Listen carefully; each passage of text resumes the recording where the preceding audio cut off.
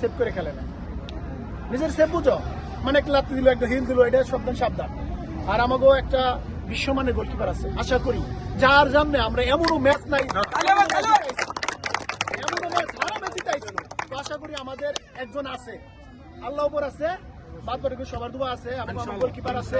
আমরা যে প্লেয়ার নিয়ে ওর সাথে খেলে উঠাইছি এবং আইসি এই টুর্নামেন্টে, আসলে আসার কথা ছিল না, একমাত্র আমাকে গোলকিপার নাইমের কারণে আমরা আসছি। তো আমাদের একজন আছে ইনশাল্লাহ, আর আমরা তো নিচে আছি। তো সবার কাছে অনুরোধ, বেশি কথা কওয়ার সময় নাই, যার যার সেরাটা মাঠের মধ্যে দিবে, আমরা চ্যাম্পিয়ন হতে পারি সেই লক্ষ্যে মাঠে নামবো।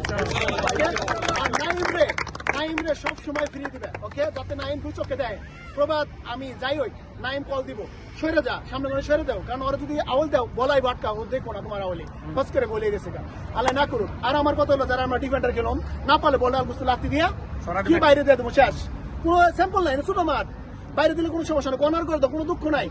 কারণ আমার কথা হলো, আমি মিঠিও আর প্রবাদে খেলবো, প্রবাদ মাঝখানে গেলে আমার 2 মিনিট 2 জন ছাড়বো, তোমার হলো ফ্রি দিয়ে থাকবো, তোমার কোনো প্যারা থাকবো না, 2 সাইডে আক্রমণ হবো, মাঝখানে যেটা পাইবো তুমি গ্যাপটা ঢুকাই দিবে, নাহলে সুন্দর করে বাড়াই দিবে।